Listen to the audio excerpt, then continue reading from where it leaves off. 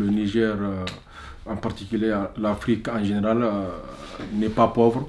L'Afrique est riche, mais l'Afrique est mal gouvernée. Donc le Niger est dans cette situation de malgouvernance qui fait en sorte qu'aujourd'hui, ce que réclame le peuple nigérien, c'est juste avoir des écoles de qualité, avoir des centres de santé de qualité et aussi exercer librement leurs activités. Mais très malheureusement, faute de nos autorités, des dirigeants, on n'arrive pas effectivement à s'ouvrir à ces besoins naturels qui est là, qu'on demande. Donc, c'est pour cela que effectivement la société civile nigérienne s'est engagée dans un combat pour effectivement restaurer la bonne gouvernance, pour créer les conditions pour que les Nigériens puissent jouir des bienfaits de la démocratie. Nous avons fait une plateforme revendicative au niveau de la société civile nigérienne que nous avons déposée au niveau des autorités, mais qui est restée lettre morte. Et vous savez, le président Mahamadou Issoufou, qui s'est dit démocrate, qui estime qu'il est arrivé par les urnes, très malheureusement, ce n'était pas le cas. La société civile nigérienne, par ma voix, surtout que moi, personnellement, j'ai été la 4e personnalité de la CENI qui était chargée des élections. Nous savons très bien que les élections ont été truquées. Il n'y avait pas eu des élections libres et transparentes parce que les conditions n'ont pas été respectées. La loi électorale n'avait pas été respectée.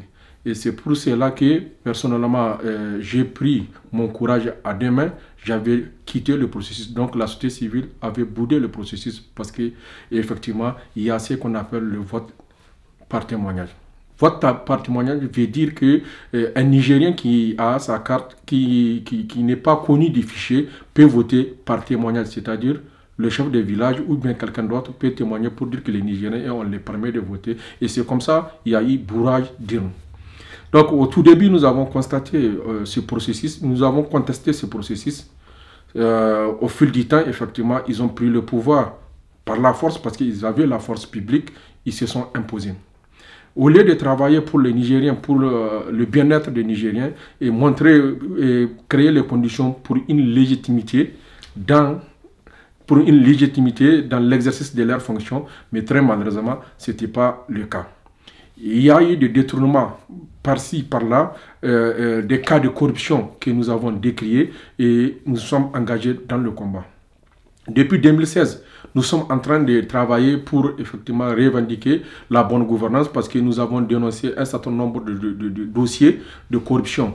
Nous les avons mis en ligne. Il y a 40 gros dossiers que nous avons mis en ligne pour des cas de corruption et de détournement des deniers publics. D'ailleurs, un des dossiers, nous avons décidé de porter plainte au niveau de la justice nigérienne et très malheureusement, effectivement, le juge en charge du dossier nous a demandé de payer une caution de 20 millions. Et ces 20 millions, chemin faisant, nous avons demandé aux citoyens nigériens de cotiser. Très malheureusement, le ministre qui est impliqué dans cette affaire de Iranium Gate, qui est Hassim Massoudou, était le directeur de cabinet du président, et a fait en sorte que notre dossier soit bloqué au niveau de la banque parce qu'on a ouvert un compte pour que les citoyens puissent participer et cotiser pour mobiliser les 20 millions. Entre-temps, les 5 signataires de la plainte, les 4 ont été arrêtés et enfermés pour qu'ils puissent abandonner le dossier.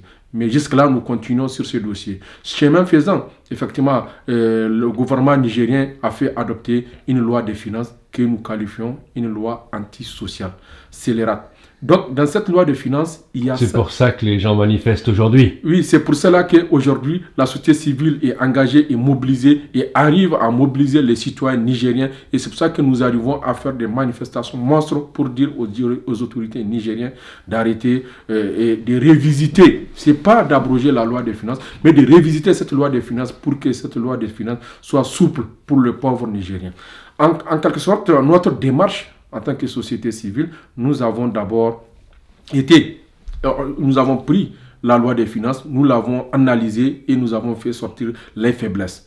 Nous sommes partis avec ces faiblesses au niveau de l'Assemblée nationale qui était l'organe chargé d'adopter ces lois.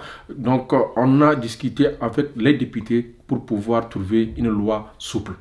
Donc dans cette loi, nous avons 110 mesures, nouvelles mesures que nous considérons néfastes pour le peuple nigérien. Ces 110 mesures, très malheureusement, n'apportent que 14 milliards pour le Niger, alors que le ministre des Finances était sorti à l'Assemblée sur les médias pour dire qu'ils ont accordé des cadeaux fiscaux aux multinationales telles que Orange, dans la téléphonie mobile et d'à peu près la TATI, c'est-à-dire la taxe sur la terminaison.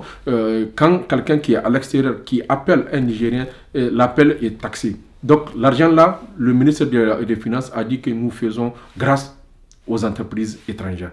Et ces entreprises étrangères, pour le ministre des Finances, c'est pour les permettre de faire des investissements.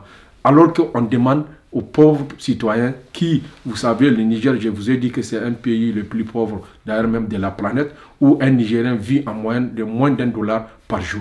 Donc on les demande effectivement de payer 14 milliards. Ils ne sont pas en mesure de payer ces 14 milliards, alors qu'on fait d'autre part, on fait des cadeaux fiscaux aux autres. Tenez-vous bien, Areva, la filiale Areva, qui est exonérée au Niger, par exemple, le citoyen lambda du Niger paye le carburant, par exemple, le litre d'essence à 540 francs, alors que Areva est exonéré, Areva paye ça à 360 francs. Quand nous avons fait nos calculs, le Niger perd chaque année près de 200 milliards de francs CFA. Donc, il y a de l'argent. Nous avons des ressources et nous ne profitons pas de ces ressources parce que, effectivement, les multinationales sont plus fortes que le peuple nigérien et les autorités aujourd'hui considèrent les multinationales, favorisent les multinationales au détriment des peuples nigériens qui souffrent, où il y a la famine, il y a la pauvreté ambiante qui est là.